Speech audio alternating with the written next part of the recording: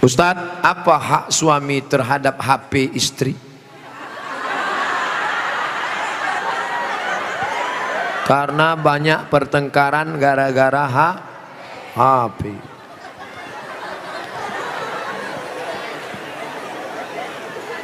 Lima hak ibu terhadap bapak. Catat, ingat baik-baik. Pertama, makan. Ibu tadi sudah dikasih makan? Yang kedua, pakaian. Ibu sudah dikasih pakaian? Karena sekarang banyak perempuan yang tidak diberi pakaian oleh suaminya. Tinggi istrinya 175, tapi dikasih kain cuma 50 cm. Kurang kain. Kadang belum selesai di tempat tukang jahit sudah dia ambil. Kadang kainnya panjang, resleting belum dipasang. Pas jalan kelihatan. Ustadz kok tahu? Saya ngelihat. Ibu sudah dikasih makan? Ibu sudah dikasih pakaian, ibu diberikan tempat tinggal yang layak menurut kemampuan masing-masing. Sudah?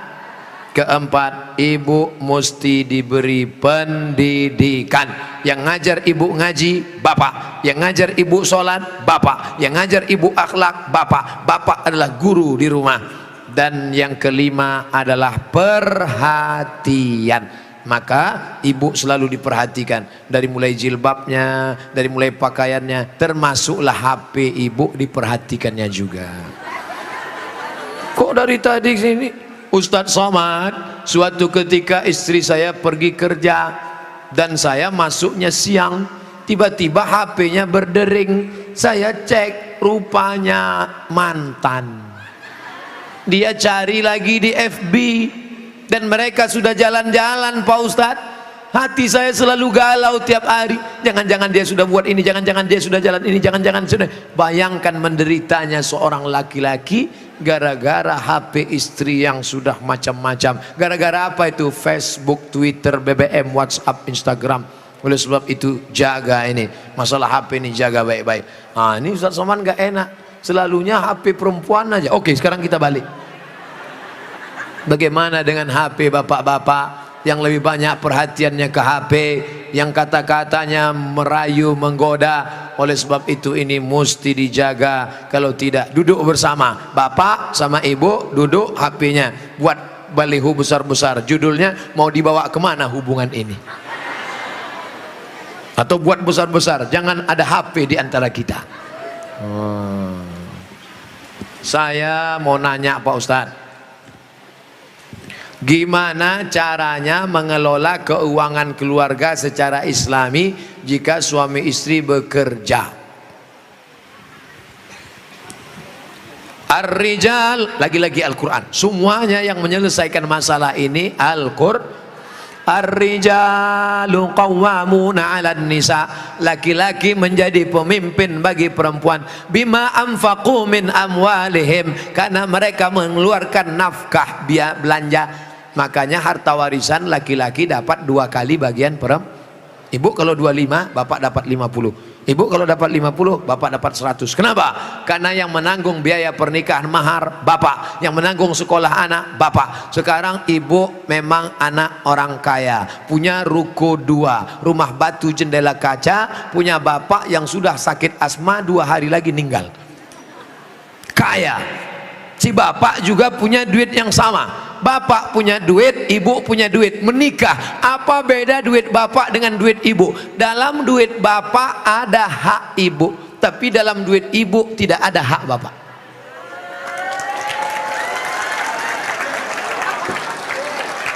Dalam uang bapak ada kewajiban nafkah untuk ibu, dalam duit ibu tidak ada. Tapi karena ibu cinta mati, maka ibu berkata, "Mas, aku tahu engkau kere, miskin, susah melarat, tapi aku sudah terlanjur cinta padamu.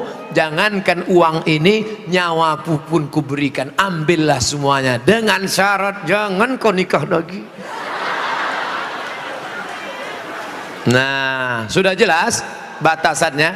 Jadi kalau ada ibu punya kontrakan, PNS, pegawai, punya gaji, ibu tetap ngomong ke suami, "Mas, aku mau kirim uang ini ke anak yatim, mau biaya anak pesantren, mau kasih wakaf beras 1 karung.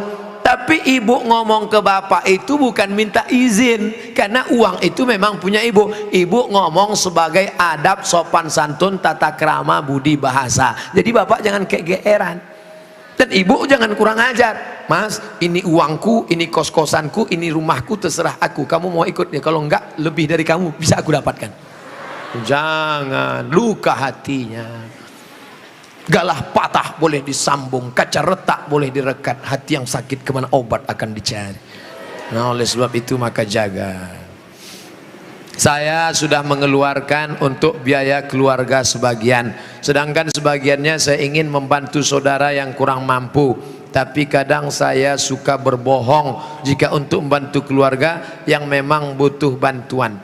Ini yang nulis pertanyaan bapak apa ibu? Kalau bapak sudah berikan yang 5, makan sudah, pakaian sudah, tempat tinggal sudah, pendidikan sudah, perhatian sudah, sesuai dengan urf, wa ashiruhunna bil ma'ruf, berilah mereka pergaulan urf. Urf itu seperti layaknya, kira-kira layaknya standar orang daerah Pondok Aren itu perempuan diberi berapa, tidak terlalu kaya, tidak terlalu miskin, yang sedang-sedang, kira-kira diberi berapa standarnya, misalnya 3 juta 5 juta dia beri, maka sisanya itu terserah dia untuk yang lain, maka dia sudah menunaikan kewajiban. Urf, pengambilan hukum ada 10, Quran, hadis, ijma', qiyas, syar'u man qablana, saddu zara'i, qaulu sahabi, istihsan, istisab, urf. Urf, tradisi, kebiasaan. Berapa yang layaknya untuk daerah Pondok Aren? Semoga Ustadz selalu dilindungi Allah, amin. Bagaimana antum menyikapi beda mazhab, khilafiyah, firqah? Bagaimana dengan ayat Allah, wa'tasimu bihablillahi jami'a, wa'tasimu, bersatulah, bihablillah, dengan tali Allah. Yang dimaksud tali Allah itu Islam, Al-Quran dan Sunnah. Adapun ijtihad ulama berbeda-beda, tapi kita di Indonesia sudah disepakati 3. Akidahnya Asy'ari, fikihnya Syafi'i, tasawufnya Sunni, Junaid al-Baghdadi dan Abu Hamid al-Ghazali. Saya ulang sekali lagi, Ahlussunnah wal Jamaah akidahnya Asy'ari, fikihnya Syafi'i, tasawufnya Sunni, Abu Hamid al-Ghazali dan Junaid al-Baghdadi. Maka kita pegang yang itu. Saya belajar di Maroko 2 tahun, mazhabnya Maliki. Maliki Ahlussunnah, pertama Hanafi, nomor 2 Maliki, nomor 3 Syafi'i, nomor 4 Hambali. Keempat-empatnya Ahlussunnah. Tapi ketika saya pulang kampung, saya tidak bawa mazhab Maliki. Kenapa Ustaz tidak pakai mazhab Maliki? Andai saya pulang ke kampung, saya pakai mazhab Maliki. Mazhab Maliki kalau sholat tangannya lepas ke bawah, Allahu Akbar. Fatihahnya pakai baca kiraan Warsh, Alhamdulillahi Rabbil Alamin, Ar-Rahmanir Rahim, Maliki Yaumiddin. Mimnya pendek. Kemudian nggak pakai bismillah, Allahu Akbar, Alhamdulillahi Rabbil Alamin, nggak ada bismillah.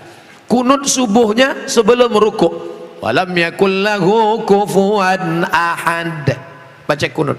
Kunutnya nggak bunyi. Andai saya buat sholat subuh seperti ini di masjid dekat rumah saya, Allahu Akbar, Alhamdulillahi Rabbil Alamin, Ar-Rahmanir Rahim, Maliki Yaumiddin. Selesai sholat pasti jamaah komplain semua, tolong sholatnya diulang, tadi imamnya ISIS. Menimbulkan fitnah karena mereka tidak tahu. Di sini diajarkan qiraat sab'ah mutawatirah, ditambah 3 masyhurah, ditambah 4 syazah, 14 qiraat dipelajari di sini. Ditambah lagi nagham, bayati, soba, nahawan, sika, jaharka, bayati, ras. Faham mereka tajwidnya. Tapi tidak semua masyarakat ngerti. Andai anak pesantren Al-Qur'aniyah sholat di luar masjid, dibacanya qiraat lain, walam yakul lahu kufuwan ahad, Maka makmum dengar, wah ini aliran sesat ini. Bukan berarti dia salah, tapi dia takut menimbulkan fitnah. Maka dalam masalah-masalah yang kita sepakati, mari kita berlapang dada. Adapun yang kita sudah berbeda, mari kita terima perbedaan selama dia masih Ahlus Sunnah wal Jamaah. Syekh Abdurrahman Sudes, Imam Masjidil Haram, selama di Makkah nggak pernah pakai bismillah jahar. Allahu Akbar. Bismillahirrahmanirrahim. Alhamdulillahi Rabbil Alamin Ar-Rahmanir-Rahim. Tapi begitu beliau jadi imam di Istiqlal, Allahu Akbar, Bismillahirrahmanirrahim. Loh, kok si Abdurrahman Sudes di Istiqlal pakai bismillah jahar? Dia tahu orang Jakarta mazhabnya Syafi'i. Mazhab Syafi'i bismillahnya jahar.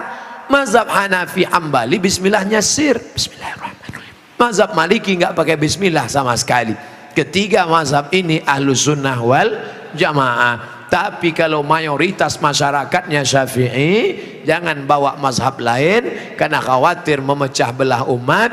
Menjaga persatuan lebih diutamakan daripada mengamalkan mazhab. Begitu yang diamalkan oleh para ulama. Kan ulama mengkategorikan bid'ah ada dua, bid'ah hasanah. Pertanyaannya Ustaz, kan Rasul bersabda kullu bid'atin dhalalah, kullu bid'atin dhalalah wa kullu dhalalatin finnar. Hadis ini kata Imam Nawawi hadisnya umum, hadis umum. Tolong belikan saya ayam, tolong belikan saya ayam.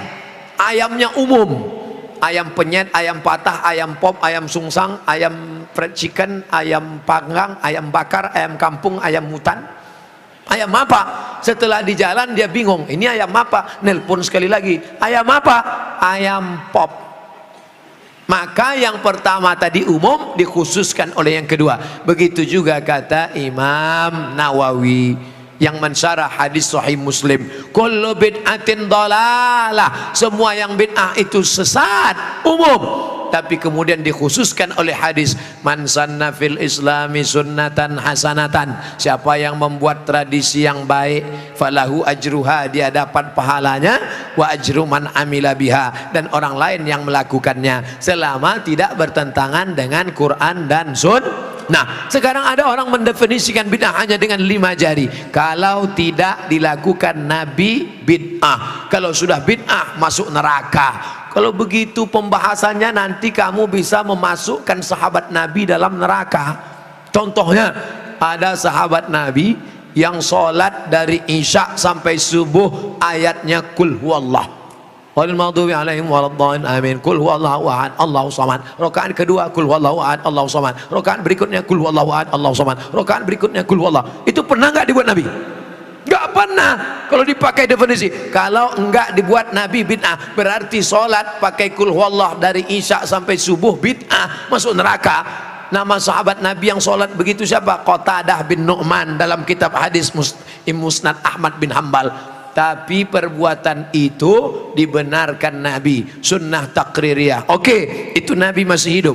Bagaimana dengan Abu Hurairah? Abu Hurairah sebelum tidur malam menyimpul tali 2000 simpul tali dipakai bertasbih sebelum tidur malam. Subhanallah, subhanallah, subhanallah, subhanallah, subhanallah. Ada diajarkan Nabi, hai orang-orang beriman, sebelum kau tidur malam ambil tali jemuran, buat 2000 simpul, sebelum tidur petik 2000. Ada? Tidak ada. Jadi kalau didefinisikan, kalau tidak dibuat Nabi bid'ah, engkau sudah memasukkan sahabat Nabi ke dalam neraka, karena definisi yang singkat, yang pendek, pemiskinan. Oleh sebab itu ulama faham, sudah saya tulis lengkap dengan dalil-dalilnya, 444 halaman terkait masalah bid'ah. Tidak semudah itu saudaraku. Ada namanya Imam Ibnu Taimiyah. Imam Ibnu Taimiyah kalau selesai sholat subuh dia tidak keluar masjid, dia melihat ke atas membaca Al-Fatihah sampai terbit matahari. Bismillahirrahmanirrahim, alhamdulillahirabbil alamin, arrahmanirrahim, maliki yaumiddin, iyyaka na'budu wa iyyaka nasta'in, sampai terbit matahari. Itu tidak pernah dilakukan Nabi. Kalau dipakai definisi, kalau tidak dilakukan Nabi bid'ah, berarti Ibnu Taimiyah sudah membuat bid'ah karena membaca Al-Fatihah dari sejak sholat subuh sampai terbit matahari. Maka jangan katakan bid'ah kalau tidak dibuat Nabi bid'ah. Ini tidak betul. Yang betul adalah kalau tidak ada dalilnya bid'ah. Selama ada dalil hadis qauli, hadis fi'li, hadis takriri, perbuatan sahabat, qiyas, ijma', maka perbuatan itu tidak bid'ah. Bagaimana pandangan Ustadz dengan laki-laki yang berambut panjang? Apakah itu termasuk menyerupai perempuan? Saya belajar ke salah seorang syekh, ketika itu ada yang nanya, "Syekh, apa betul Nabi Muhammad itu rambutnya panjang?" Maka syekh menjawab, Nabi Muhammad itu tinggalnya di gurun pasir. Gurun pasir itu cuacanya panas. Maka kalau rambutnya pendek, nanti cahaya matahari kena ke kepala, maka dia bisa pusing, panas, dehidrasi, kurang cairan. Makanya Bapak Ibu ketika di Makkah disuruh pakai topi, pakai payung supaya jangan kena panas. Nabi kepalanya ditutup dengan 3. Yang pertama rambutnya. Rambut Nabi itu dari depan panjang sampai ke belakang. Yang kedua ditutup dengan qalansuah, topi. Setelah itu ditutup dengan imamah sorban. Kalau di atas kepala dililitkan namanya imamah. Kalau diletakkan di tengkuk namanya burdah. Kalau diletakkan di kepala seperti kerudung namanya ghutrah, bukan serben. Jadi Nabi kepalanya ditutupi dengan 3. Pertama rambutnya panjang sampai ke tengkuk, dari depan ini sampai ke tengkuk segini, tebal. Yang kedua qalansuah, kain penutup. Setelah itu baru sorban. Maka kita pun, kami pun ketika kuliah dulu di Arab pakai sorban. Pakai untuk apa? Supaya jangan kena panas terik. Musim dingin di bawah derajat 0, 5 derajat, 10 derajat, di bawah 0 dingin. Maka kepala juga ditutup pakai sorban. Sekarang kenapa Ustaz nggak pakai sorban? Saya sekarang kepanasan. Tapi saya tidak menyalahkan para habaib pakai sorban. Mereka mengikuti sunnah Nabi Muhammad sallallahu alaihi wasallam. Nah, jadi kalau ada laki-laki berambut panjang, tapi rasanya di tempat kita rambut panjang bukan untuk menutup kepala biar supaya jangan panas. Justru tempat kita makin rambut panjang makin kepanasan, ketombe. Jadi kira-kira rambut panjangnya kenapa? Kenapa rambut panjang? Ini. Tapi tidak semua yang berambut panjang itu karena mengikuti perempuan. Jadi tidak bisa kita hukum serta-merta kalau rambut panjang LGBT. Enggak. Maka yang LGBT itu kalau menyerupai perempuan, la'anallahul mutasyabbihin minar rijal bin nisa. Allah melaknat laki-laki yang menyerupai perempuan dan perempuan yang menyerupai laki-laki. Mudah-mudahan anak kita terjaga dari LGBT. Tapi sebetulnya LGBT itu nama yang terlalu keren. Orang malah bangga sekarang disebut itu LGBT, itu bangga. Saya tidak setuju dengan LGBT, tapi saya malu mau nyebutnya di depan para kiai. Boleh saya sebut? Jangan sebut LGBT. Buat sebut nama yang mengejek, merendahkan, menghinakan. Apa namanya? PLT, penyuka lobang tai. Itu yang cocok bagi mereka. Kotor, najis. Zaman Nabi LGBT ini hukumannya man wajadtumuhu ya'malu amala qaumi Lut. Kalau kamu menangkap ada orang yang melakukan perbuatan Nabi Lut, faqtulul fa'il wal maf'ul, pancung kepalanya, hukum mati. Untung dia hidup bukan zaman Nabi Muhammad. Kalau hidup zaman Nabi habis, selesai. Bapak Ibu yang dimuliakan Allah Subhanahu wa taala. Ustadz berani ngomong gini apa enggak takut nanti ditangkap bencong? Ngapain takut? Banyak yang bela saya. Tapi pas pulang nanti sendirian ngeri juga ini. Insyaallah wa ta'awanu 'alal birri wat taqwa, saling tolong menolong dalam kebaikan dan ketakwaan. Wala ta'awanu 'alal itsmi wal udwan. Ingatlah saudaraku, ada satu kampung namanya kaum Sadum. Pernah dengar kata Sadum? Dari kata sadum inilah muncul istilah sodomi. Sodomi artinya perbuatan orang sadum, umat Nabi Lut. Bagaimana hukuman Allah? Ja'alna 'aliyaha safilaha. Bagian atas kami turunkan ke bawah, bagian bawah naikkan ke atasnya. Lalu kemudian amtarna alaihim, kami hujani mereka dengan apa? Hijaratan, batu-batu, min sijilin mandud, dari batu tanah liat yang dibakar di api neraka. Itulah sekarang di Yordania, tempatnya bernama Al-Bahrul Mayyit, bahru laut, mayit mati, Dead Sea, dead mati, sea laut, Dead Sea laut laut mati. Ngapa disebut laut mati? Karena airnya terlampau asin sampai ikan pun tidak bisa hidup di dalam. Orang kalau pergi ke laut mati ngapung di atas karena kadar garam yang tinggi. Nah, siapa yang punya kadas, kurap, kudis, gatal-gatal, mandi di situ sembuh.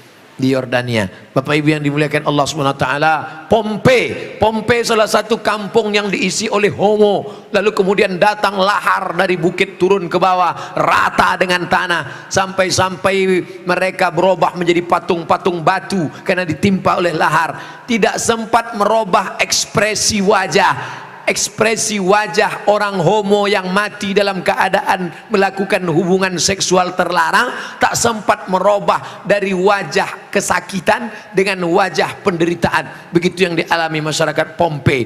Oleh sebab itu kita berdakwah mengajak bukan karena benci tapi karena ingin menyelamatkan supaya kita selamat. La ta'murunna bil ma'ruf, ajak mereka berbuat baik, wala tanhauna 'anil munkar, larang mereka jangan sampai melakukan perbuatan mungkar. Kalau kamu diam saja, aku tidak khawatir, kata Sayyidina Ali, aku tidak khawatir tentang betul dan batil, batil dan betul, karena dunia ini isinya betul dan batil. Yang aku khawatirkan adalah ketika kebatilan merajalela, orang yang betul diam. Karena orang betul diam, maka orang batil menyangka betul, yang betul menyangka batil, batil betul, betul batil. Orang yang betul diam, ibu yang betul diam, bapak yang betul diam, yang batil berkuar. Akhirnya yang batil merasa betul, orang yang betul diam 1000 bahasa. As-sakitu anil haq syaitan akhras. Orang yang betul tapi diam melihat kebenaran diinjak-injak, dia adalah syaitan akhras, setan bisu. Begitu kata Imam Abu Ali Ad-Daqqaq yang dikutip oleh Imam An-Nawawi dalam kitab Al-Minhaj Syarah Sahih Muslim Ibn Al-Hajjaj. Maka bersuaralah saudaraku, anak-anak muda, lawan kemungkaran ini. Terus berperang dengan HP-mu. HP-mu adalah senjata, bukan menebarkan kebencian, bukan menebarkan hoax, tapi dalam rangka watawasau bil haq watawasau bis sabr. Allahu